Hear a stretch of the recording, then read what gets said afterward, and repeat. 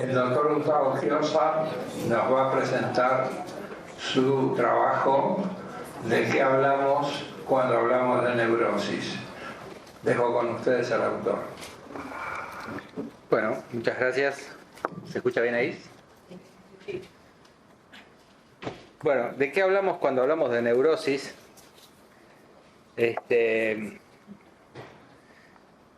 título aplica una fórmula, no es original, probablemente lo conozcan, es una fórmula de un título que creó Raymond Carver, de qué hablamos cuando hablamos de amor, un cuento y una colección de cuentos. Y se ve que es una fórmula muy efectiva porque se ha usado muchísimo, ¿no? Con un montón de... Basta cambiar la última palabra, ¿no?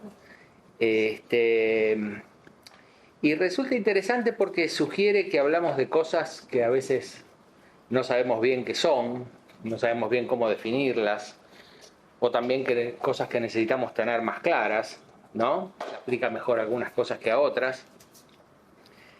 A mí me interesa particularmente la idea de que cuando hablamos de algo, sin hacerlo del todo explícito, también estamos hablando de otras cosas, ¿no? Y sobre esto un poco me voy a referir. El concepto de neurosis ha cambiado muchísimo desde que se creó en el siglo XIX hasta nuestros días, sobre todo con el psicoanálisis. Y de alguna manera, todos estos cambios hacen que hoy nos refiramos a él de una manera un poco sobreentendida, un poco vaga, a veces se presta malentendidos, no está bien claro cómo está delimitado el concepto. Y de alguna manera de eso quería hablar esta noche, ¿no? Uno podría decir que es la neurosis directamente, pero justamente lo interesante es ver que nosotros podemos tratar con las cosas, cuando digo cosas lo digo en el sentido más amplio posible, ¿no? Pero cuando reflexionamos acerca de las cosas, cuando pensamos en las cosas, inevitablemente pensar es establecer nexos entre esas cosas y otras cosas. Estos nexos de alguna manera ya son teorías, son maneras de interpretar, ¿no? Y estos nexos no existen de la misma manera que existen las cosas, ¿no? Es decir, nosotros nos formamos un concepto, pero hay una diferencia entre el concepto y la cosa, ¿no? Después, a su vez, los conceptos se pueden otra vez volver a combinar y armar teorías cada vez más amplias. Esto significa que cuando hacemos conscientemente una teoría, como por ejemplo la teoría psicoanalítica, lo hacemos a partir de teorías previas que tenemos y que no siempre son del todo conscientes. A veces nos olvidamos esto y terminamos pensando que las cosas son, que estamos describiendo las cosas como son, pero en realidad no estamos describiendo solamente no estamos describiendo las cosas como son, sino un reflejo de las cosas, y también estamos describiendo nuestras teorías previas y nuestra manera de pensar previa a esas cosas, ¿no? Es como si nosotros tuviéramos que armar un rompecabezas, pero un rompecabezas que no nos vino con la foto. Entonces tenemos las piezas, pero no sabemos dónde van. Entonces, si quisiéramos armar un rompecabezas así, forzosamente tenemos que empezar a imaginar una foto y empezar a suponer y decir estas cosas van juntas, estas están cerca de estas otras en cambio tienen que estar más lejos, tienen que estar más arriba, tienen que estar más abajo, ¿no? Y si no nos formamos esas imágenes hipotéticas, provisorias, no podríamos armar el rompecabezas. Obviamente, mucho de esto, en este ejemplo del rompecabezas, parece más consciente, pero muchas veces estas teorías influyen de manera inconsciente.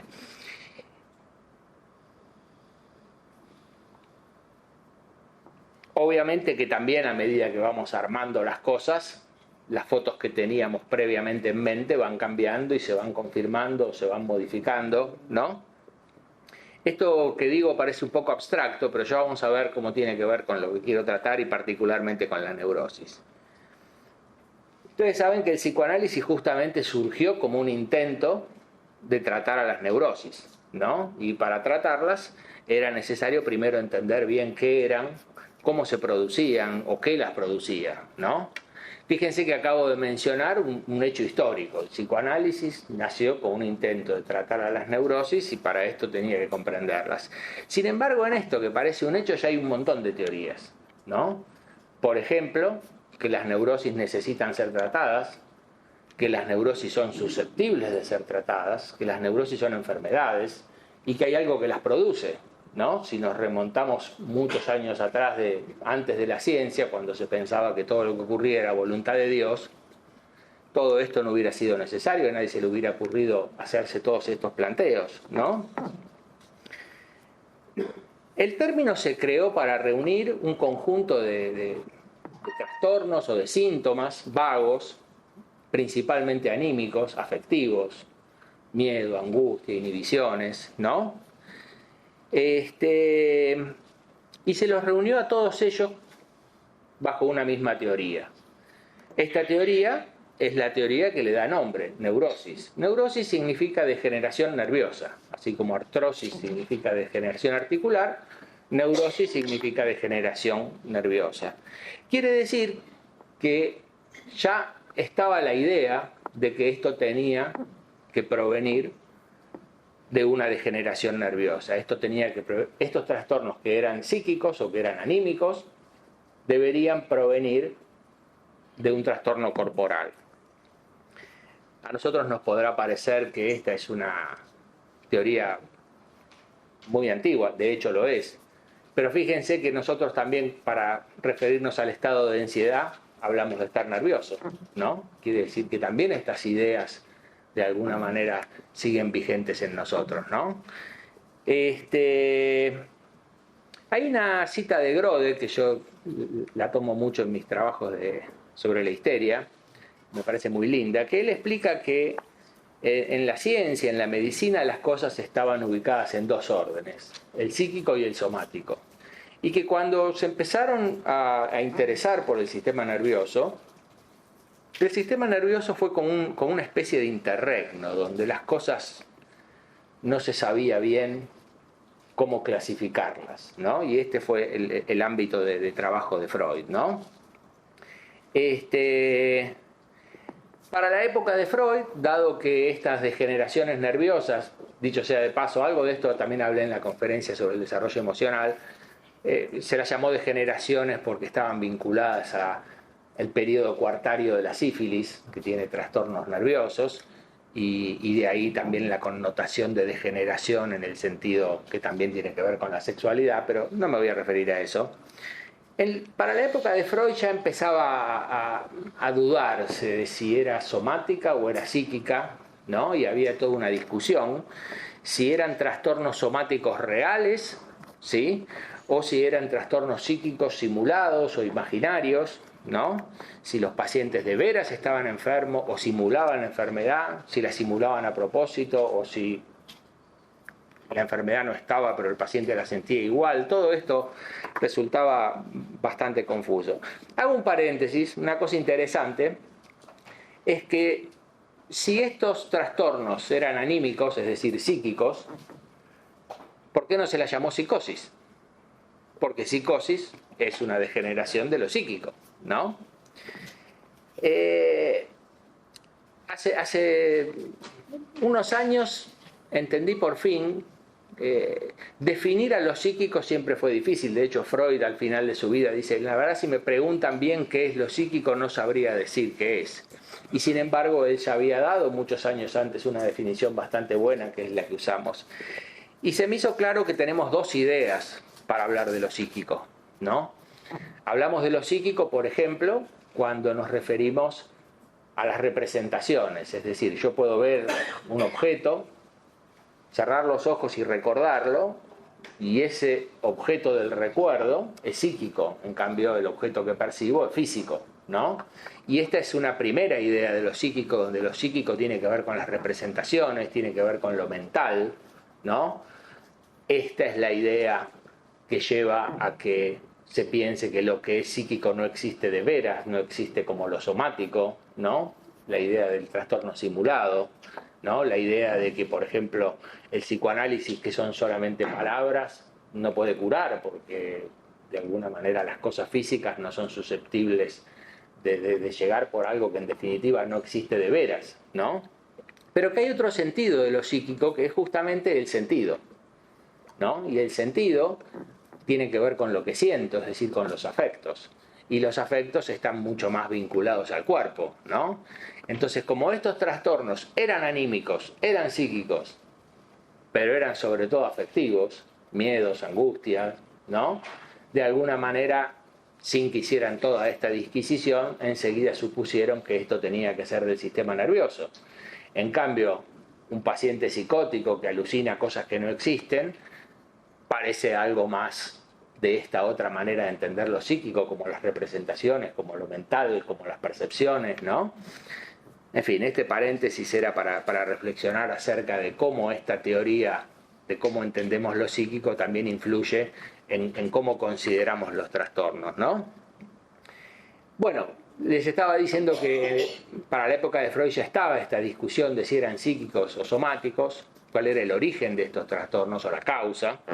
Freud tuvo el buen tino de postergar esta cuestión y empezar a explorar estos trastornos como nadie los había explorado, es decir, desde el lado psíquico. Siempre se buscó de alguna manera encontrar estas degeneraciones nerviosas, y Freud en cambio diseñó a través de la hipnosis primero y después de la asociación libre un método de exploración anímica que termina siendo el método psicoanalítico, ¿no? A partir de esta exploración de estos pacientes neuróticos con este método, él encontró que en ciertos trastornos o ciertas veces, o algunos de estos trastornos, inequívocamente estaban ligados a representaciones, inequívocamente estaban ligados a recuerdos del pasado, vivencias traumáticas. De esto también hablé en la conferencia del 2018, ¿no? Y entonces a este grupo lo llamó psiconeurosis, que eran neurosis que tenían este componente psíquico. Había otros trastornos en los que Freud no encontraba esto, para él faltaba, y que él supuso que se debían a una acumulación tóxica de excitación sexual. Suponía algo que todavía no se había descubierto, como una química hormonal, como una química de la sexualidad, y entonces él suponía que ciertas prácticas como el coitus interruptus, o la masturbación, o la abstinencia sexual, ¿sí?, generaban una acumulación de esta excitación sexual, y esta excitación sexual generaba estos síntomas. Lo interesante es que a estas, que no eran psiconeurosis, las llamó neurosis actuales, ¿sí?, como si lo psíquico tuviera que ver con el pasado y el cuerpo tuviera que ver con lo actual. Después, más adelante, pensó que ciertas perturbaciones del cuerpo podían tener un origen psicógeno. Creo que fue Fennikel el que a esto le dio el nombre de organoneurosis, ¿no? Entonces, si bien Freud nunca abandonó la idea de las neurosis actuales, obviamente se interesó más por la psiconeurosis, que eran las que eran más susceptibles de ser comprendidas a través de esta exploración anímica, y de a poco las psiconeurosis pasaron a ser las neurosis, ¿no? Ya se abrevió el término y esto era la neurosis, y si uno quería mencionar las neurosis actuales tenía que aclararlo, pero ya neurosis empezó a cambiar otra vez, ¿no? Como también les contaba en la conferencia del 18, más adelante Freud descubrió que estas neurosis que estaban anudadas a estos recuerdos de vivencias traumáticas, ¿sí?, encontró que estas vivencias eran traumáticas porque también había otro factor que era el carácter, ¿no? La vivencia traumática era solo un término de la ecuación, y de a poco el psicoanálisis, y esto mucho más después de Freud, se fue interesando cada vez más por el carácter. Y a medida que fuimos interesándonos en el carácter, otra vez el concepto de neurosis nos acompañó y empezamos a hablar de carácter neurótico, ¿sí? Entonces hablábamos de aspectos neuróticos del carácter. Entonces fíjense que de los síntomas o de la enfermedad, neurosis, tengo un síntoma neurótico. Ahora con el carácter es ser neurótico, una expresión mucho más común que utilizamos nosotros. No es tengo una neurosis, sino soy neurótico, ¿sí? Y la neurosis pasó a designar una manera de ser, una manera de sentir, una manera de comportarse. Y enfermedad y carácter empezaron a borrar un poco sus fronteras. Y la verdad que es algo que son conceptos que a veces los mezclamos un poco y entonces hablamos de enfermedad cardíaca, de carácter cardíaco, ¿no? Y a veces es un poco, cuando nos referimos al conflicto cardíaco, no necesariamente especificamos si nos estamos refiriendo al conflicto que tiene el enfermo o al conflicto que tiene el sujeto en el carácter que puede o no después llevarlo a la enfermedad, ¿no? Bueno, esto es lógico, obviamente, en la medida en que una ciencia, una teoría, una disciplina va desarrollando, las cosas van mutando, ¿no? Menciono muy al pasar que, por ejemplo, cuadros psiquiátricos, psicopatológicos como la manía, la paranoia o la melancolía, que eran enfermedades distintas a la neurosis, empezaron a tener en el psicoanálisis, esto posterior a Freud, el valor de mecanismos de defensa, modos de manejarse con la realidad o con las representaciones, ¿no? Entonces, un neurótico podía ser también melancólico o maníaco, inclusive el carácter podía ser un carácter neurótico en el sentido melancólico o en el sentido paranoico, inclusive también una persona puede cambiar y tener momentos más paranoicos o más melancólicos o más maníacos, ¿no? Inclusive entendimos que estos mecanismos de defensa se contienen los unos a los otros. Bueno, no me quiero detener en eso porque no es el centro de lo que quería hablarles hoy. Pero fíjense que un poco como sucede en la arqueología, que tanto le gustaba a Freud, ¿no? Si uno empieza a escarbar en una ciudad que tenga suficiente historia, empieza a encontrar enterradas otras ciudades, ¿sí? Entonces fíjense cómo, por ejemplo, en la ciudad de Florencia tuvieron que arreglar una fuente y cuando empezaron a romper encontraron que había toda una parte de una ciudad enterrada, o lo mismo en Troya encontraron 10 ciudades, ¿no? Buscando la Troya encontraron 10, ¿no? Entonces fíjense cómo este trastorno que empieza suponiéndose como una degeneración nerviosa, como algo somático, una vez que el psicoanálisis se empieza a ocupar de él, solo por el hecho de que se ocupa el psicoanálisis de él pasa a ser el epítome de lo psíquico, ¿sí? Es decir neurosis no es hablar de enfermedad somática, es casi hablar de lo opuesto, ¿se entiende? Cómo pasa de una cosa a la otra. Y de designar una serie de síntomas o una enfermedad, de a poco pasa a designar también una manera de ser que inclusive se puede describir con otros cuadros psicopatológicos como manía, paranoia. Ven que de alguna manera sí necesitamos tener un poco una definición. Rasgos de carácter neurótico, pero ¿cuáles? ¿No? Sobre esto necesitamos entender mejor. La neurosis es aquello de lo que nos ocupamos los psicoanalistas en sentido demasiado amplio, ¿no? Ahora, de las primeras teorías de Freud, ¿qué quedó en nuestro concepto de neurosis? ¿Cuáles son las cosas que más quedaron? Que si uno dice neurosis enseguida asocia con eso. Bueno, yo estuve pensando básicamente 3: sexualidad, infancia y complejo de Edipo, ¿no? Pero otra vez que estas cosas también se han ido modificando con el tiempo y se han ido empezando a desdibujar sus límites, ¿no? La sexualidad, por ejemplo, empieza como un término que designa la actividad genital que se va desarrollando en la pubertad, particularmente la reproducción. Bueno, Freud muy rápidamente encontró todo el inmenso mundo de la sexualidad infantil, toda la sexualidad pregenital, ¿no?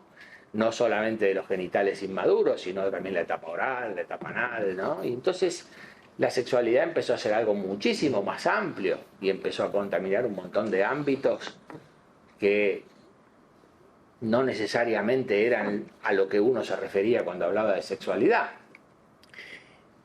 Y para el final de la obra de Freud, en sus últimos escritos, empezó a entender que la sexualidad era eros, era la energía vital, era lo que animaba la vida, era lo que estaba unido al deseo, al placer, ¿no? Entonces, decir que la neurosis tiene que ver con la sexualidad es decir muy poco, ¿no? Con la infancia. Bueno, acá otra vez pasa lo mismo. Evidentemente no es lo mismo un chico de 8 o 9 años que un chico de 5 años, que un chico de 2 años. Son cosas completamente distintas. Un bebé de 6 meses es infancia, ¿no? Para colmo también tenemos que los chicos son neuróticos. Entonces, ¿cómo esto de decir que esto tiene que ver con la infancia tampoco nos aclara demasiado? Y por último, el complejo de Edipo. Bueno, el complejo de Edipo es una idea trascendental, es algo que Freud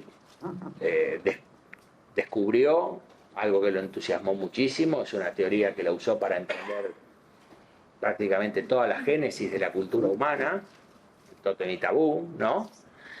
Y él le daba tanta importancia que decía que esto era el complejo nodular de las neurosis. El complejo nodular de las neurosis y al mismo tiempo la base de toda la cultura. Significa que toda la cultura es neurótica, significa que no hay nada más que la neurosis. Ven que entonces ya no es que la neurosis es un cuadro junto a otro, porque si la neurosis forma parte, tiene la misma esencia en el complejo de Edipo, ¿no? No sé si lo dije claro, me parece que me hice un nudo, pero sí se entendió. Bueno, pero fíjense que también otros autores empezaron, ahora después me voy a volver sobre esta cuestión del complejo de Edipo, pero ahora para ir rápido en esta parte, otros autores estudiaron en etapas anteriores al complejo de Edipo, ¿sí? Klein, Chiozza, todas las fases preedípicas, ¿no? ¿Las fases preedípicas entonces no pertenecen a la neurosis? ¿Qué pregunta, no? Por ejemplo, sería muy bueno que la realidad armonizara con nuestras clasificaciones y decir lo que es etapa fálica y complejo de Edipo es neurosis, lo que es lactancia es psicosis, lo que es psiquismo fetal es enfermedad somática.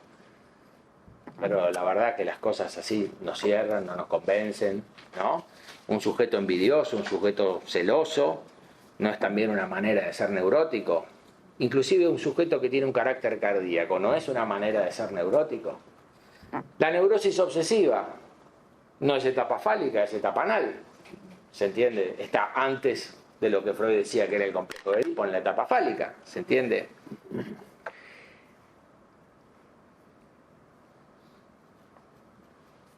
Bueno, a mí, como les comentaba en la conferencia del 2018, una de las ideas que me parece más útiles es pensar la neurosis como una falta de maduración emocional, ¿sí? Como una detención en el desarrollo emocional del individuo, ¿sí? Obviamente esto es decir poco también y tenemos que hacer algunas precisiones más, pero esta idea ya es una idea bastante más laxa, nos permite comprender que los chicos también pueden estar detenidos en el desarrollo que deberían tener, ¿no? Pero volvamos un poco a Freud y a la teoría de Freud. Ahora ya después vamos a volver sobre esta cuestión. Con su método de exploración anímica, Freud se topó con un hallazgo que le resultó sumamente sorprendente y sobre el cual edificó toda la teoría. Dicho así, sorprende, si les preguntara cuál es, no tienen la menor idea. Yo si me lo dijeran así tampoco, pero lo estuve pensando mucho. Es que Freud descubrió una propiedad de la vida anímica muy rara, que es que en el alma nada se pierde, nada se borra, nada se desgasta. Todo lo que vivimos permanece vivo y activo, intacto, ¿sí? Esto fue la primera cuestión que le llamó muchísimo la atención, ¿sí? Aunque no podamos recordarlo, ¿sí? El pasado sigue vivo adentro nuestro. Y por ejemplo, los deseos del adulto, para Freud, y para mí también, y para ustedes seguramente también, no son otra cosa que el retoño de los deseos infantiles, ¿sí? Por ejemplo, un sujeto que se dedica a la cirugía, en el fondo está sublimando sus pulsiones sádicas, su deseo de conocer, de desarmar, de provocar dolor inclusive, ¿no? O por ejemplo, otra frase fantástica de Freud, dice que como los deseos del adulto no son otra cosa que los deseos del niño, como retoños o como disfraces, ¿sí? Y como el dinero en la vida del niño no tiene ninguna significatividad, Freud dice el dinero no puede hacer la felicidad, porque la felicidad proviene de satisfacer estos viejos deseos, ¿no? Dos ejemplos muy buenos. O sea que al revés de lo que sucede en la arqueología, donde las ciudades enterradas están parcialmente destruidas, desgastadas, muertas, acá sería al revés. Es como si las ciudades de abajo fueran las que alimentaran como un volcán a las ciudades de la superficie, ¿no? Y la otra idea, muy vinculada a esta, o juntas, o parte de la misma idea, es que en función de esta cuestión, el alma tenía una propensión, una tendencia a la involución, cosa que él llamó regresión, ¿sí? Es decir, las cosas más recientemente adquiridas se perdían con facilidad, ¿sí? A veces momentáneamente y a veces definitivamente, ¿sí? Y esto no sucedía con las cosas más primitivas, que eran la verdadera esencia del individuo. En esto Freud era bastante pesimista, decía que toda la eticidad moral del hombre no es nada más que una capita de barniz que se pierde fácil, y hay muchos argumentos que le dan la razón. El hombre masa, por ejemplo, ¿no? El sujeto que en su vida normal se comporta de manera educada y va a la cancha y es un energúmeno, ¿no? O por ejemplo las cosas que vemos en la guerra, ¿no?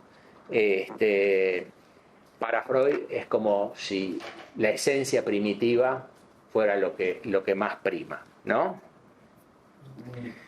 Justamente por esta cuestión de que en realidad los deseos del adulto son los deseos del niño, de que en realidad el sujeto adulto tiene vivo todo ese pasado, es que Freud se interesó tanto por la infancia, ¿no?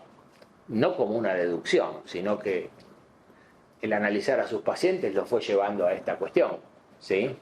Una cuestión que a veces se parodia un poco del psicoanalista que dice cuénteme de su infancia, ¿no? Hábleme de su infancia, ¿no? Pero este es el sentido que tiene, que en la infancia, según consideraba Freud y nosotros compartimos, es como si estuviera lo esencial y algo que todavía sigue vivo, ¿sí?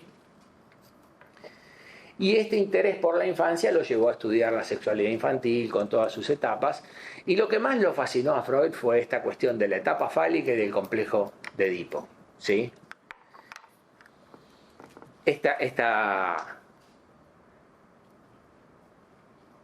Como les decía, esto anima toda la cultura humana, ¿no? Y el deseo que habita en nosotros, ¿sí? De sustituir al padre en el amor de la madre, ¿sí? Esto es una cuestión que si uno la observa de esta manera, la encuentra en absolutamente todo. Por eso a Freud le parecía algo que fuera absolutamente fundamental.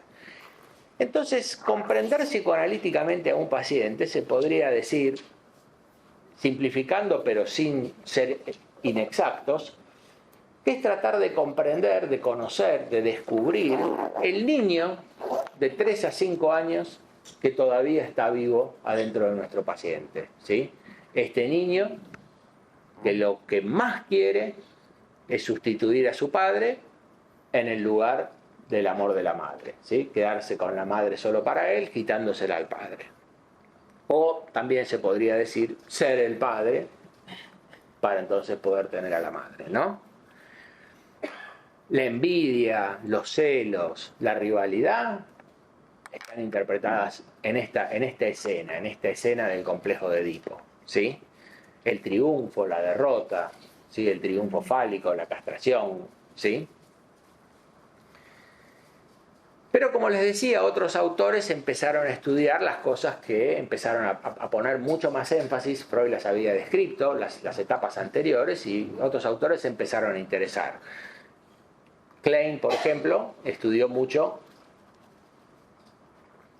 la etapa oral, el periodo de lactancia, y amplió todos estos desarrollos de Freud al estudiar este psiquismo temprano de la fase oral y cómo es el vínculo del bebé con la madre a través del pecho. ¿Sí? Esto fue un aporte sumamente fundamental a la teoría psicoanalítica. Y también Chiozza fue todavía un poco más atrás y estudió el psiquismo fetal y el vínculo con la madre a través de la placenta y del cordón umbilical. No me voy a detener en estos desarrollos que ustedes más o menos conocen, y si no, será motivo de otra vez, ¿no? De modo que entre lo que había planteado Freud de la etapa fálica, el complejo de Edipo, con las profundizaciones de Klein y con toda la cuestión del psiquismo fetal, es como si ya tuviéramos prácticamente cubierto toda la infancia, todo el pasado del individuo, ¿sí? A mí hay una cuestión que me resultó muy sorprendente y es una cuestión sobre la que no me la olvidé y quedó ahí, fui reflexionando en otras oportunidades. Cuando empecé a estudiar esta cuestión, me acuerdo cuando empecé a estudiar Klein, a otros también le pasó lo mismo, que es que yo decía, los pacientes que antes yo me los imaginaba como, o estaba tratando de descubrir, un chico de 3 a 5 años en pleno complejo de Edipo, yo empezaba a estudiar Klein, y ahora me parecía que era mucho mejor verlos como un bebé, que se relacionaban con el pecho en la transferencia, yo era el pecho que debía dar la gratificación, ¿no? Y de alguna manera es como si estos pacientes ahora yo los entendía, me parecía entenderlos mejor de esta manera. El seminario siguiente me tocaba los trastornos hepáticos y entonces ahora me pasaba lo mismo. Yo decía, pero esta idea del tormento hepático, materializar los ideales, es una idea... Ahora todos mis pacientes que van para atrás, mis pacientes, ¿no? Me parecía que los entendía mejor de esta manera, ¿no? Inclusive recuerdo que por aquellos años se discutía mucho si esta cuestión de los trastornos hepáticos, ¿no? Y si esta cuestión del materializar los ideales es una cuestión que tiene tanta vigencia, ¿cómo es que no hay más enfermedades hepáticas, ¿no? Pese a que hay muchas. Y por ahí describíamos un paciente y decíamos, pero un paciente cardíaco, un paciente renal, y decíamos, pero ¿y este no tiene que materializar los ideales? Sí, y entonces ¿por qué no es hepático y es renal, no? Inclusive en la investigación de la esclerosis en placas, el conflicto que se describía para la esclerosis en placas era tan parecido al de lo hepático que hubo que hacer como una especie de disquisición de decir, este conflicto es parecido pero no es el mismo, porque si fuera este tendría que ser hepático, ¿no? Bueno, a mí toda esta cuestión me hizo pensar y me pareció que en realidad cada una de estas teorías era en sí misma como una cosmovisión, ¿sí? Eran distintos paradigmas, distintos ejemplos para hablar de las mismas cosas con distintas representaciones, ¿sí? Este trabajo lo presenté en el 98 sobre la metapsicología de Chiozza, que todos lo conocen y lo citan.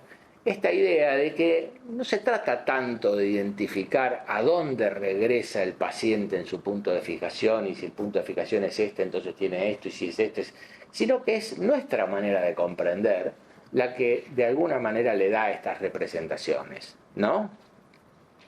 Es como si uno dijera, las piezas del rompecabezas son las mismas, pero la foto que cada autor utiliza para ponerlas juntas es un poco distinta, ¿sí? Entonces los mismos afectos se pueden comprender desde distintas representaciones, ¿no? A veces no es que sean solamente versiones, ¿cómo se dice? Sustituibles. A veces una versión es mejor que otra, ¿no? Por ejemplo, Freud, si hubiera tenido que hablar de la envidia, no habló, pero si hubiera tenido que hablar de la envidia, hubiera dicho, y la envidia es la envidia del niño por el padre que tiene a la madre. ¿Qué es más claro que eso? Pero resulta que Klein empieza a describir la envidia en función del vínculo con el pecho. Y entonces la envidia era una cosa oral. Pero también como la envidia tiene esta cosa venenosa y ácida, ¿no? Ella decía un ataque con los dientes y con las orinas y heces ácidas, ¿no? Algo medio raro. Y lo que plantea aquí, o sea, en los trastornos hepáticos, al comprender la función biliar, es una representación para la envidia muchísimo más clara, muchísimo más convincente, ¿no? Entonces, no es que cualquiera de estos paradigmas es igual. Pero lo que quiero decir es que todos pretenden comprender el todo, ¿se entiende? Y este todo, otra vez, termina siendo la neurosis. Pero ahora voy a llegar a eso, ¿no?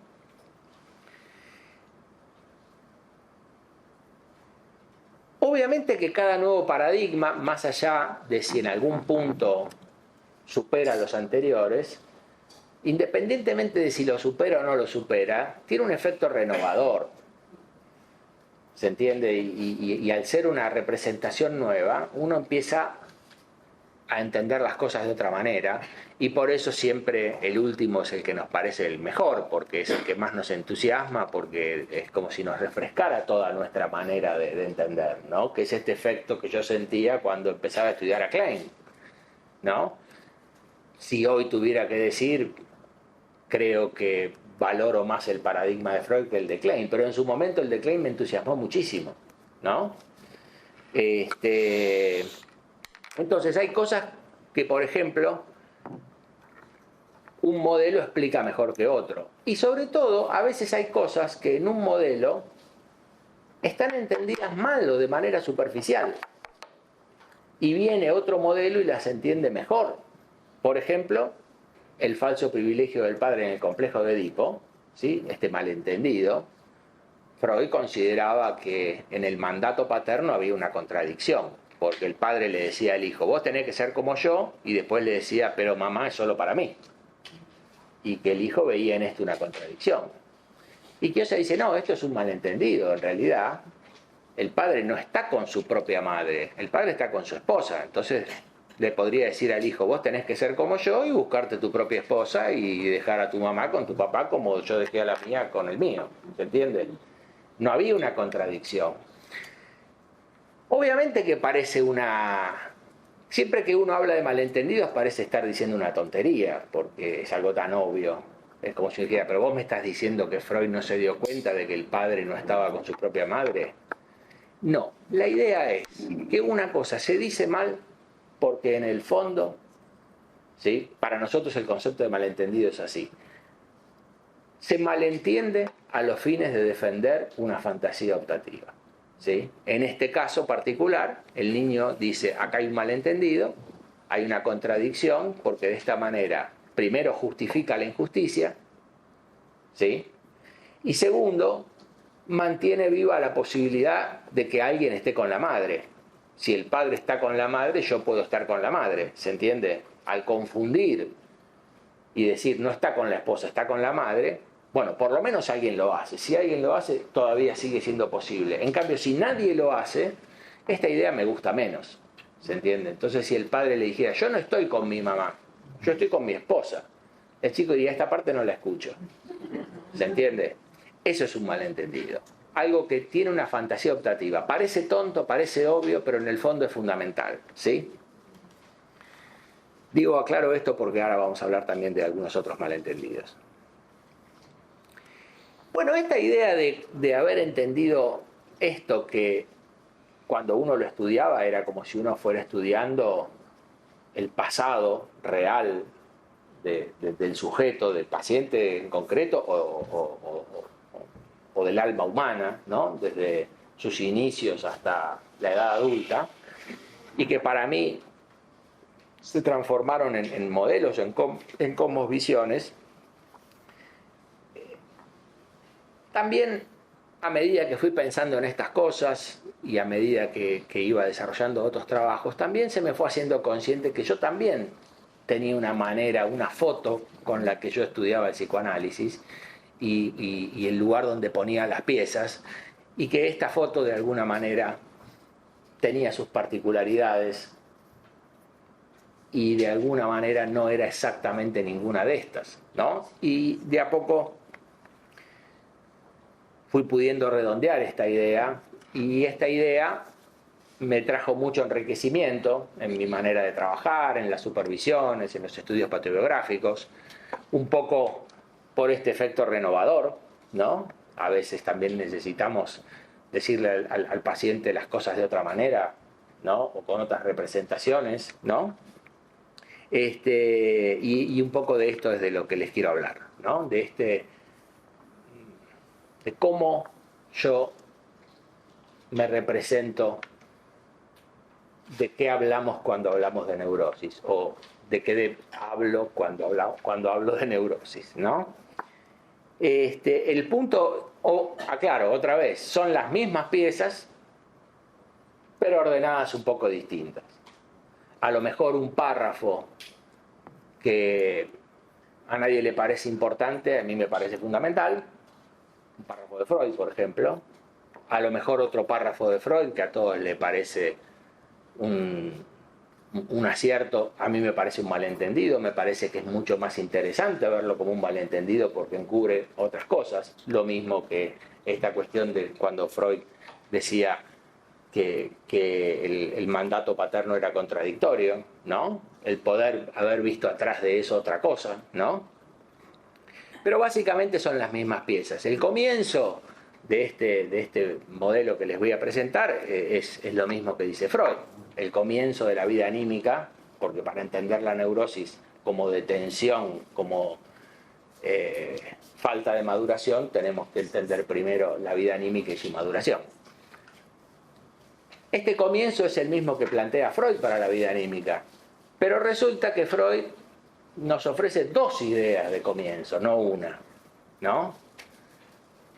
Una está más desarrollada en artículos teóricos, más abstractos, son representaciones más lejanas o más complejas. La otra son artículos más clínicos, más representaciones más llanas, más cerquita de nuestra práctica clínica. En general, para la mayoría son dos maneras de decir lo mismo y entonces no hay ningún tipo de... Son decir lo mismo con dos representaciones.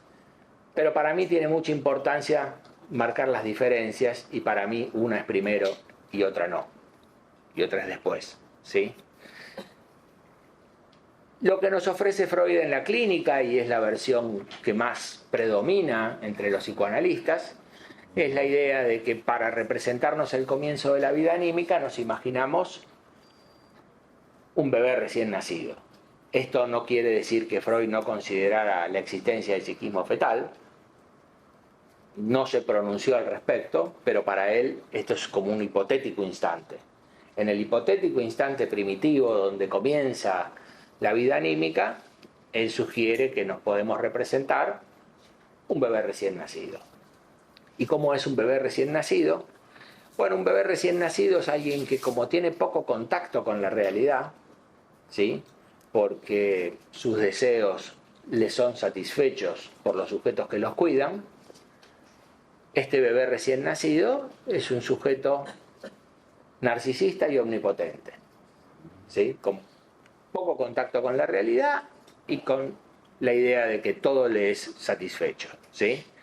Entonces hay un estadio inicial caracterizado por esta omnipotencia narcisista que Freud describe como, o no Freud, digamos, que se suele considerar como un estadio de yo, se dice de placer puro o de puro placer, cualquiera de las dos cosas, en el sentido de que es un estado que dura poco, pero es este estado narcisista donde todo es como quiere el bebé, gracias a que de alguna manera no tiene que alimentarse por sí mismo, sino que es cuidado y alimentado, ¿no? De a poco, como la omnipotencia es una fantasía difícil de mantener, las cosas no son todas como él quiere, y por mejor que lo cuiden los objetos, no pueden evitar que haya, los objetos me refiero a los padres, a la madre, digo objeto por objeto auxiliador, ¿no? Pero no es un objeto, es un sujeto. Los encargados del cuidado no pueden evitar que de alguna manera haya en algún momento frustración. Entonces esta idea de esta omnipotencia primitiva se va perdiendo, ¿sí? Por ejemplo, el bebé tiene que aprender a aceptar que el pecho que lo alimenta no es suyo, que él no lo domina, y este es un momento donde tiene que hacer este aprendizaje, ¿no? Y de a poco va descubriendo que en realidad todas las cosas que él necesita se las provee este objeto. Entonces es como si la omnipotencia pasara de ser propia a ser el objeto el que tiene todo el poder, ¿sí? Una vez representé esto a partir de un chiste que me contó mi hijo que me pareció muy bueno, y entonces lo utilicé para representar estas dos situaciones. El chiste era que vos le das de comer un perro y el perro reflexiona y dice: este tipo me da de comer, debe ser Dios. Y en cambio vos le das de comer a un gato y el gato reflexiona y dice: este tipo me da de comer, debo ser Dios, ¿no? Bueno, en este primer estadio de omnipotencia narcisista, el chico se pensaría a sí mismo como un gato, su majestad el bebé, y después pasaría a ser un perro, ¿no? Y a depender del objeto. Vamos a volver sobre esta cuestión. La otra idea, la que aparece en la teoría, nos invita a imaginarnos el comienzo de la vida anímica, pero como si fuera el comienzo de la vida toda, como si nos imagináramos la primer célula viva de la Tierra, ¿no? Y entonces Freud describe este yo, de esta célula, de esta ameba, ¿no? Como un yo que a duras penas tiene que lidiar con este mundo donde las cantidades son enormes, ¿no? Y un mundo que lo asedia con estímulos, y este yo se siente débil. Y este yo que se siente débil tiene que tratar de poder gestionar los estímulos que son amenazas, porque si no, muere, perece. Si no lo logra, se muere, ¿sí? Este yo, en debilidad, está en un estado de displacer, y lo que quiere es transformar ese displacer en satisfacción. Por ejemplo, la célula necesita alimentarse y entonces tiene hambre y se siente mal porque tiene hambre, y entonces tiene que ver cómo hace para... Imaginémonos, por ejemplo, un pez, un pececito, un renacuajo, sale del huevo y ya tiene que nadar, oxigenarse, buscarse el alimento, evitar que se lo coman. Si lo logra, de a poco va creciendo, se va haciendo fuerte y se va convirtiendo en un pez, ¿no? Si no lo logra, se muere. Si no consigue alimento y no aguanta más, se muere. O si no consigue evitar que se lo coman, se muere, ¿sí? En esta idea, por eso digo que son distintas, fíjense cómo el estado inicial no es este estado de puro placer. Este estado es de pura debilidad, de puro displacer. ¿Se entiende?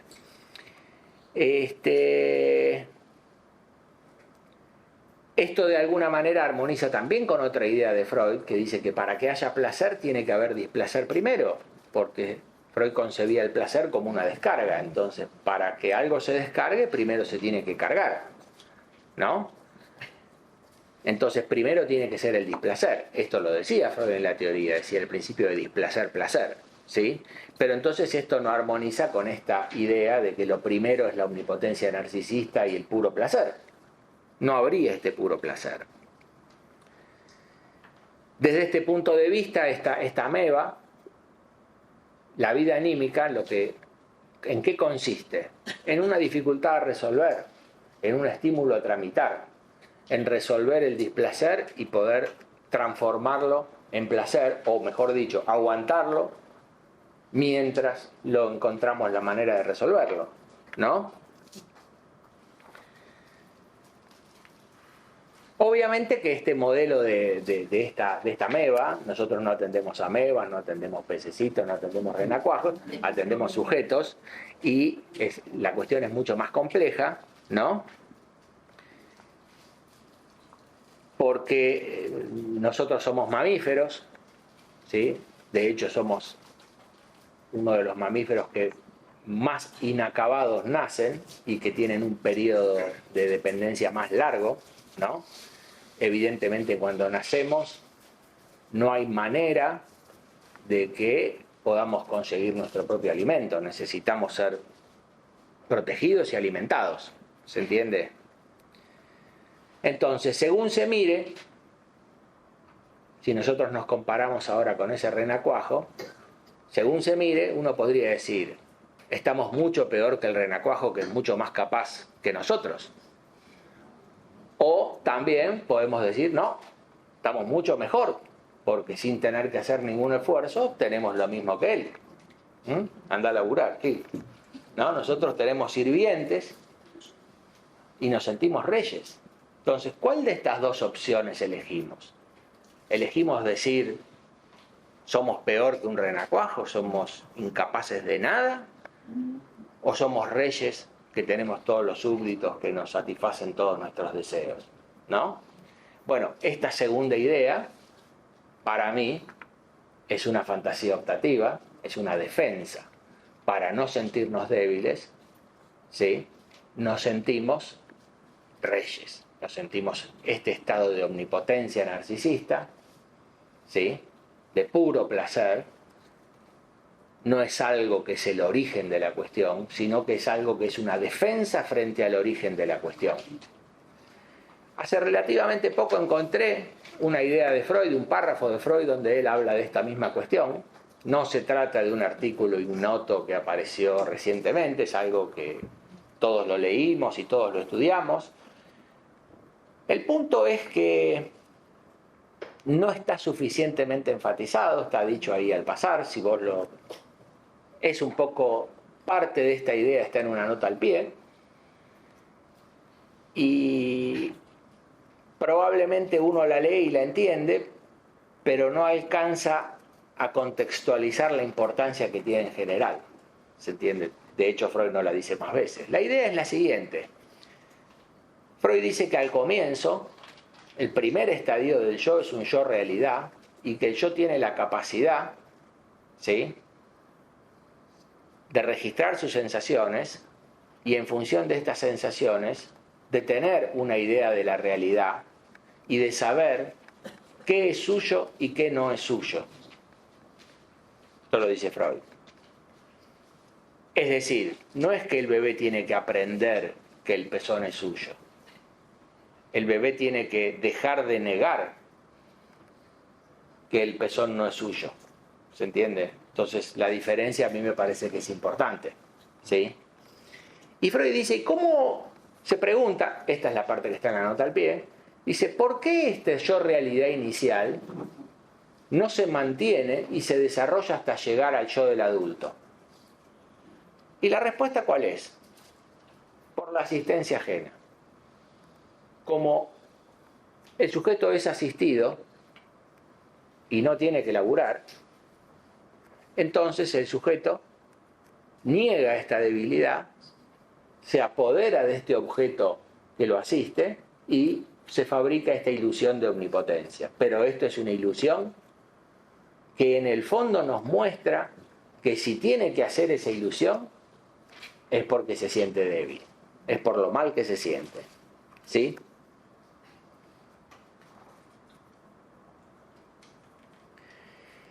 Y fíjense que esta idea de yo de puro placer constituye una lectura descuidada de lo que dice Freud, porque Freud no habla de yo de placer puro o de puro placer, habla de yo de placer purificado. Fíjense la diferencia de matices. Si yo digo que una cosa es pura, es que la pureza es el estado inicial, todavía no ha sido contaminado. Pero si yo digo que una cosa ha sido purificada, la purificación es un estado segundo, no es el estado inicial. El estado inicial era impuro.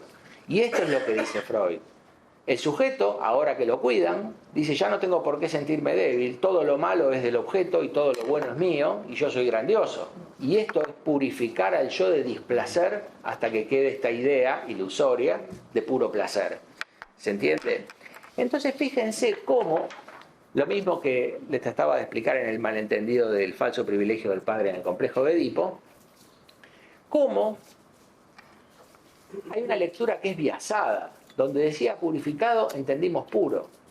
Y entendimos puro porque compartimos esta necesidad de negar la debilidad y transformarla en omnipotencia. ¿Se entiende? Y nos gusta la idea de que alguna vez fuimos omnipotentes y que lo perdimos y que nos lo deben y que tenemos que volver, ¿sí? Y fíjense toda esta idealización de lo fetal, del bebé, ¿no? El discurso que hace Héctor Alterio, creo que en la película El hijo de la novia, que dice la vida tendría que ser al revés, empezamos viejos y terminamos siendo bebés estando con nuestra mamá, ¿no? Entonces nos parece que ese momento de la vida donde nos asistían era el mejor momento de todos. Bueno, esto es parte de la neurosis, ya voy a llegar a esto, pero qué duda cabe de que el bebé se tiene que sentir muy débil y muy mal. Imagínense un bebé que está mirando una cosa que le gusta, está upa de la mamá, está mirando para allá, la mamá se da vuelta, ya no puede mirar más, ¿no? Está en un estado donde no controla nada. Y cuando no controlamos nada, la angustia es muy grande y necesitamos defendernos, ¿no?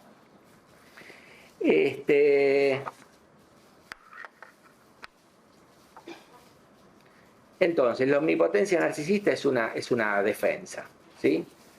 Yo prefiero entender que el principio de la vida anímica, de acuerdo con Freud, es la debilidad. La debilidad es el principio explicativo, ¿sí? Al principio el yo es débil. Si este es el principio de la vida anímica, la debilidad, pregunto, ¿cuál sería la finalidad de la vida anímica? ¿Para qué es la vida anímica? Para resolver esta debilidad. Si esta debilidad es displacentera, resolver esta debilidad es transformar ese displacer en placer. Y resolver la debilidad equivale ¿a qué? A la fortaleza, a la potencia. ¿Se entiende? Entonces, lo que todos queremos todo el tiempo es ser más fuertes, es ser potentes. ¿Sí? Primero, capaces de aguantar el displacer y mejor aún, capaces de resolverlo. ¿Sí? Pero ya cuando lo podemos aguantar ya nos sentimos mejor. ¿Sí?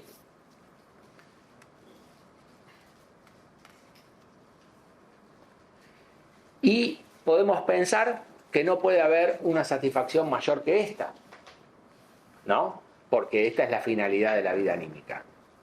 Entonces veamos ahora cuáles son las consecuencias que tiene la asistencia ajena sobre esto. Parte de esto que decía Freud, ¿no?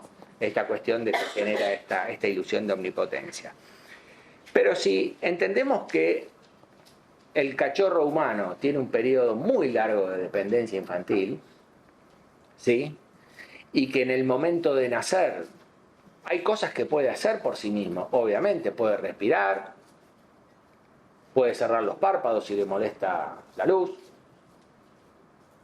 puede moverse un poco, puede gritar, puede llorar, puede descargar a través de un berreo, pero no hay manera de que consiga alimentarse y por lo tanto no hay manera de que consiga sobrevivir. O sea, para sobrevivir depende, debilidad extrema, ¿sí? Yo supongo que rápidamente el chico aprende que no vale la pena intentar lidiar con la realidad, porque la realidad lo supera completamente. Entonces el chico dirige toda su atención, se enfoca en el objeto que le provee la satisfacción. Eso es lo que él necesita, no la realidad, no el alimento en la realidad. Él necesita tener control, tener dominio, poder influir sobre este objeto. Necesita saber dónde está, cómo es, de dónde viene, si está de buen humor, si está de mal humor. ¿Se entiende? Cómo concitar su atención, ¿sí? Entonces, el chico tiene una manera de conseguir las cosas que es distinta a lo que sucedía con el renacuajo, con la ameba, o lo que sucede en ciertos contextos con el sujeto adulto, ¿sí? El sujeto, para lograr lo que quiere, en lugar de dirigirse a la realidad, donde está lo que quiere, él se dirige a un objeto que le traiga lo que él quiere. ¿Se entiende? Si un chico quiere una bicicleta, no tiene manera de comprarse una bicicleta, un chico chiquito. Pero si se porta bien, si se cepilla los dientes todos los días, se ordena la pieza, para Reyes le van a regalar una bicicleta. ¿Se entiende? Entonces sus acciones no son acciones en el mundo, son acciones que tienen valor en los objetos. A la mamá le importa que él ordene la pieza o que se cepille los dientes. Entonces él hace lo que quiere la mamá y después la mamá hace lo que quiere él. ¿Se entiende? Alguna vez representé también esta cuestión no con el perro y el gato, sino con el perro y el lobo. A partir de una discusión interesante que se decía ¿qué animal es más inteligente? Y una persona que muy lúcidamente decía, en realidad cada uno tiene la inteligencia que necesita. El lobo necesita la inteligencia para lidiar en su mundo y el perro necesita la inteligencia para lidiar en su mundo, no, en el mundo del hombre. Y el mundo del hombre es imposible de manejar para un perro. Un perro no puede hacer girar una llave, llamar un ascensor, agarrar la correa, ponerse el bozal, ¿no?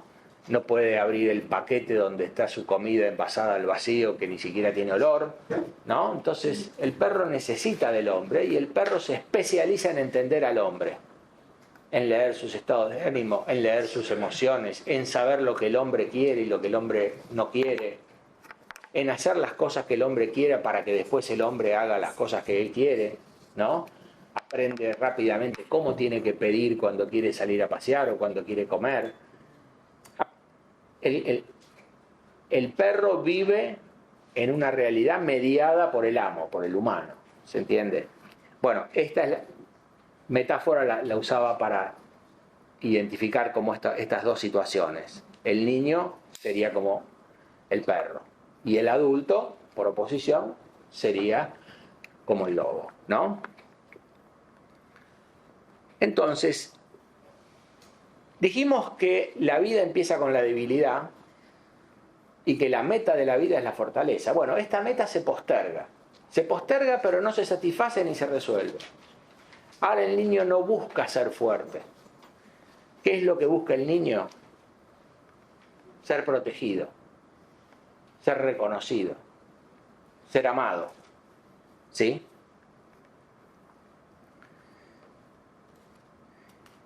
En lugar de buscar la fortaleza que le daría un sentimiento de autoestima, él lo que busca es ser estimado por el objeto.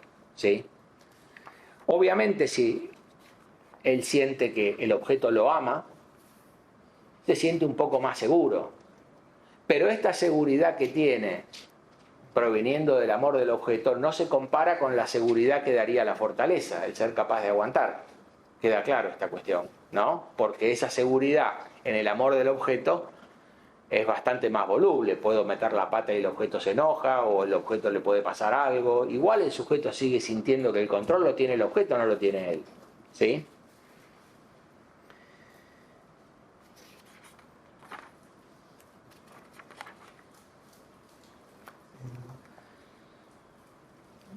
Bueno, y acá también me parece a mí que se producen un par de situaciones de la teoría psicoanalítica que otra vez me parece a mí ver estos malentendidos que defienden fantasías optativas.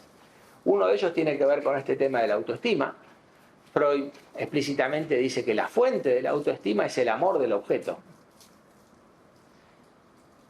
O el cumplimiento de ideal, que en la medida en que el objeto es el ideal, si vos cumplís con el ideal, se supone que el ideal está contento y va a cumplir con vos. ¿Sí? Entonces, es como si dijera, si a mí me amaron, voy a tener autoestima. Y si me falta autoestima, es porque no me amaron.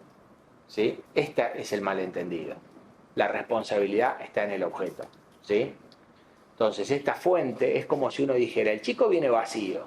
Si los padres lo quisieron mucho, sobre esto voy a volver, entonces ahora el chico se va a sentir con una gran autoestima. Si lo quisieron poquito, poca autoestima. Entonces, mi falta de autoestima no es un asunto mío, es un asunto de que me quisieron poco, ¿sí? Y esta es la fantasía optativa, ¿sí? A mi criterio, si se llama autoestima, no me la puede dar el objeto, la estima. Para mí la fuente de la autoestima es la eficacia en el trato con la realidad. Si yo puedo resolver las cosas o si las puedo aguantar, ahí me siento más fuerte y la autoestima es esta constatación de que me siento fuerte, ¿sí? No tiene por qué ser objetiva, no tiene por qué ser verdadera, pero si yo lo siento, eso es autoestima. Después, si me doy cuenta de que estaba equivocado, pierdo esa autoestima que tenía. Y el otro malentendido es la misma cuestión, pero en otras representaciones, ¿sí? La idea con las que nos quedamos es que el niño tiene un estado de desvalimiento porque no puede alimentarse y todo lo que ya expliqué. Entonces el objeto auxiliador, la asistencia ajena, que resuelve la necesidad del niño, resuelve el estado de desvalimiento, ¿sí? El niño se siente mal, está con displacer, no puede, tiene hambre, entonces viene el objeto, le da de comer, ya está, listo. El chico estaba desvalido, ahora que le dieron de comer ya no está más desvalido. Bueno, esto me parece que es otra vez el mismo tipo de malentendido. El objeto puede resolver el hambre, pero no el desvalimiento. Cuantas más cosas el objeto resuelva por el sujeto, más desvalido y más dependiente del objeto se va a sentir, ¿sí? Ustedes conocen esa idea de que no hay que dar un pez sino enseñar a pescar. Es eso, ¿sí? El sujeto que le dan todo se siente cada vez más débil y más dependiente, ¿sí? Entonces, el desvalimiento no lo puede resolver el objeto, el desvalimiento lo tiene que resolver el sujeto. Por eso, en el trabajo de la función parental, decía que los padres no solamente tienen la función de proteger al niño, también tienen la función de prepararlo, ¿sí? No voy a entrar en esto porque también fue motivo de otra conferencia, pero digamos que mientras que la protección aleja de la realidad, entonces debilita. En cambio, la preparación acerca a la realidad y por lo tanto fortalece, ¿sí?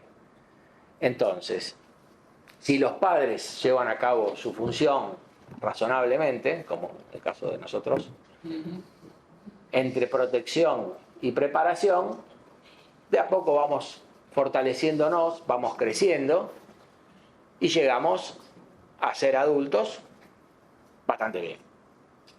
Pero, acuérdense que dijimos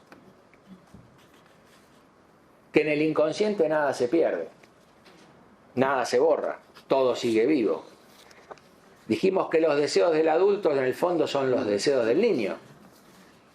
Y dijimos también que cuando el sujeto se encuentra con dificultades, el alma tiende a involucionar, a hacer regresiones. Entonces, evidentemente, este prolongadísimo periodo de dependencia infantil es algo a lo que fácilmente podemos regresar por estas condiciones. ¿Se entiende?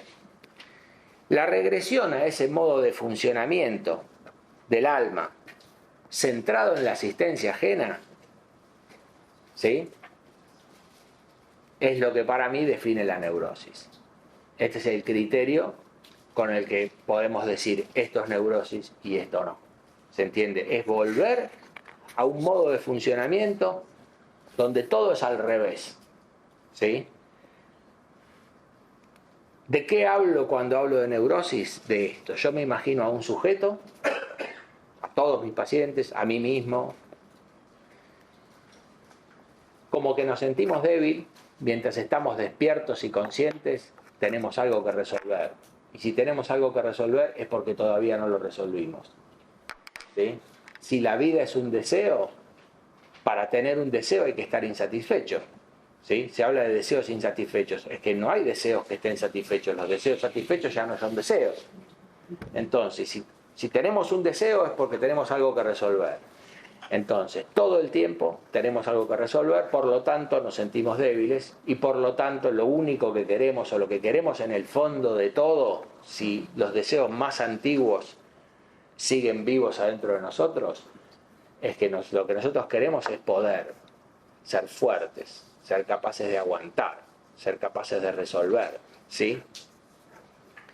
Pero como nos sentimos débiles, o cuando esta debilidad no la podemos tolerar, cuando no somos capaces de aguantar esta debilidad, que aguantar la debilidad ya nos daría un poco de fortaleza o de autoestima, ¿sí? En lugar de tratar de hacernos fuerte a través de la preparación, es decir, de ir hacia la realidad e intentar, nosotros al revés, nos alejamos de la realidad, ¿sí? Y dirigimos toda nuestra energía hacia un objeto que en nuestra fantasía nos puede dar lo que necesitamos sin que tengamos que hacerlo, como nos pasó cuando éramos chicos, ¿sí? Tenemos la fantasía de recibir la satisfacción que nos falta, ¿sí? Entonces, en lugar de tratar de ser eficaces en el trato con la realidad y fortalecernos y prepararnos y aprender lo que nos falte, al revés, tendemos a mostrarnos débiles, ahora voy a hablar también de eso, y nosotros nos centramos, cambiamos nuestro deseo de ser fuertes por nuestro deseo de ser queridos, de ser amados. Y ahí es donde aparece la necesidad de reconocimiento y la necesidad de protagonismo. Necesitamos que el objeto nos esté mirando, ¿sí? Si yo quiero, por ejemplo, bueno, no voy a poner este ejemplo, en todo caso, si después es necesario lo pongo para no hacerlo tan largo. Entonces, a partir de acá, por repetición de este pasado infantil, el objeto que nos tiene que dar la satisfacción se nos antoja un objeto omnipotente, que lo puede todo, ¿sí? ¿Por qué lo puede todo? Porque nosotros necesitamos que nos dé lo que nos falta, y para él tiene que ser fácil y tiene que ser rápido, ¿sí? La idea de que el objeto no pueda darnos lo que necesitamos nos vuelve al estado de decir, si no me los puede dar estoy perdido, porque entonces lo voy a tener que hacer yo, y yo ya me di cuenta de que no podía. Entonces, para defender la idea de que el objeto puede, decimos que el objeto puede pero es malo. Me dice que no puede pero en realidad no quiere, porque es malo, porque es severo, porque es cruel, ¿sí? Entonces, de la nada nos ganamos un enemigo, nos ganamos estar perseguidos con alguien que se ha vuelto malo, y se ha vuelto malo nada más que porque nosotros necesitamos que pueda mucho, ¿sí?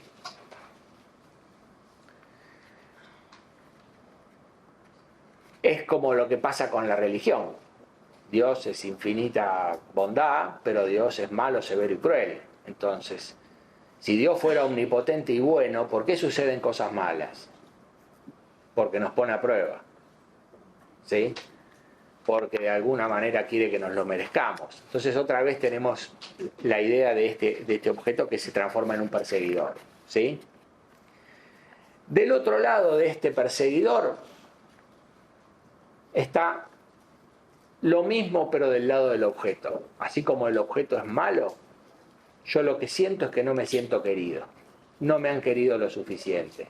Y este es un rasgo típico de la neurosis. Racker hablaba de la necesidad de amor del neurótico, la insaciable necesidad, o mejor dicho, deseo, porque no es que lo necesite, ¿no? Fíjense, si a nosotros nos dicen que nuestros hijos no se sienten queridos, ¿qué decimos? ¿Qué querés? ¿Necesitas un riñón? Te lo doy, ¿no? ¿Cómo puede ser que no se sientan queridos si yo hago todo por ellos?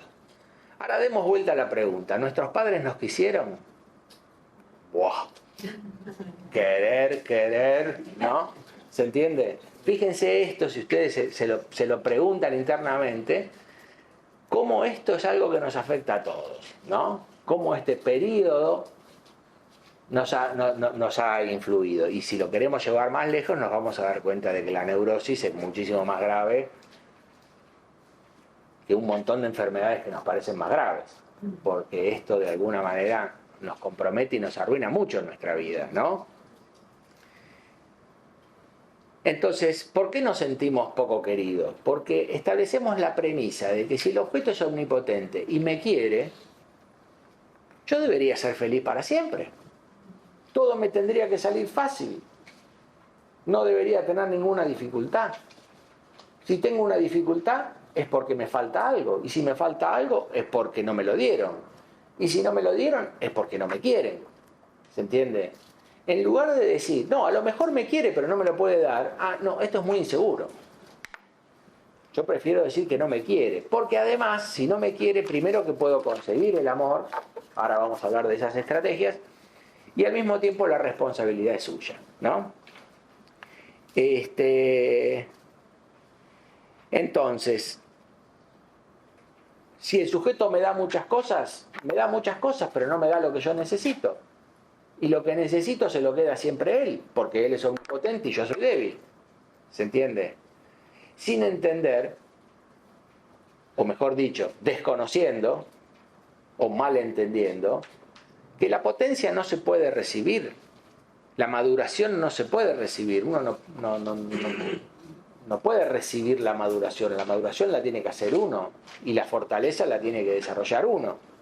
¿Se entiende? Fíjense, si nosotros tenemos la posibilidad de escuchar a los pacientes, pero también se puede escuchar el noticiero o a los amigos, o si uno quiere se puede grabar a uno mismo y después escucharse. Fíjense lo poco que hablamos, y bueno, y en el análisis se da una circunstancia particular de la transferencia que permite que esta cuestión del objeto de la asistencia ajena se ponga mucho más actual, ¿no? Pero es raro que hablemos de las cosas que tenemos que hacer para dejar de sentirnos mal. En general hablamos de las cosas que tienen que hacer otros para que nosotros nos dejemos de sentir mal. A lo sumo, las cosas que tenemos que hacer para conseguir que los otros hagan lo que nosotros necesitamos. ¿Se entiende? Entonces, toda nuestra vida, en tanto neuróticos o en la medida en que somos neuróticos, está dirigida a que alguien haga lo que nosotros necesitamos. ¿Sí? Y esto es el núcleo de la queja. ¿Sí? El núcleo de la queja y el núcleo del reproche. Las estrategias para lidiar con el objeto son dos: la justicia y la misericordia. La justicia es: yo hago lo que vos querés y vos después hacés lo que yo quiero. Como vos sos más fuerte, ¿no? Que es la idea de la religión. Me porto bien unos cuantos años y después tengo la eternidad en el paraíso. No es mal negocio si uno creyera, ¿no? La otra estrategia es la misericordia. No me lo mereceré, pero lo necesito, sufro. Y estas cosas hacen que, pudiendo disfrutar y vivir bien, al revés, tratamos de no disfrutar y de acentuar nuestros sufrimientos y nuestras frustraciones, pensando que cuanto más débiles nos mostremos, más pronto el objeto nos va a dar lo que queremos. Entonces, en lugar de tratar de ser cada vez más fuerte, al revés, tratamos de ser cada vez más débiles. ¿Sí? En la medida en que buscamos protección, nos alejamos de la realidad y nos hacemos débiles. Si buscáramos preparación, nos acercaríamos a la realidad y de a poco iríamos siendo más fuertes. Siempre tendemos a transferir en los vínculos, ¿sí?, los objetos de nuestra historia personal, sobre todo los padres, que son los primeros, ¿sí? Y entonces, cuando nos vinculamos con alguien, transferimos a estos objetos. La idea es que transferimos a nuestros padres porque son las primeras representaciones y las más antiguas. Pero a mí me parece que también hay una idea muy interesante. No digo que sea cierto, pero el argumento es muy bueno. Con nuestros padres tenemos el argumento de que tenemos derecho. Si no me querían, ¿para qué me tuvieron? Ahora que me tuvieron, que se hagan cargo. ¿Sí? Entonces, si hay un vínculo en el cual uno tenga derecho de recibir sin dar, ese sería el vínculo con los progenitores. No digo que lo haya, pero es donde el argumento funciona mejor. Entonces, cuando yo proyecto a los progenitores sobre los objetos, es como si me sintiera con ese derecho, ¿sí? Y el sujeto neurótico, nosotros, el sujeto que se queja, ¿sí?, siempre tiende a ver las cosas con una doble vara. Lo que vale para él no vale para el objeto, ¿sí? Por ejemplo, para mí es muy difícil. Yo no sé por qué él no hace las cosas bien, ¿no? Y bueno, a lo mejor para él también es difícil. No, él debería poder. El que puede no poder soy yo, ¿se entiende? Y siempre está esta situación de doble vara, ¿no? Y nosotros queremos empezar recibiendo y no dando. Bueno, sobre estas cosas hay muchísimo para decir, pero para no hacerlo tan largo, paro acá, así podemos conversar. Gracias.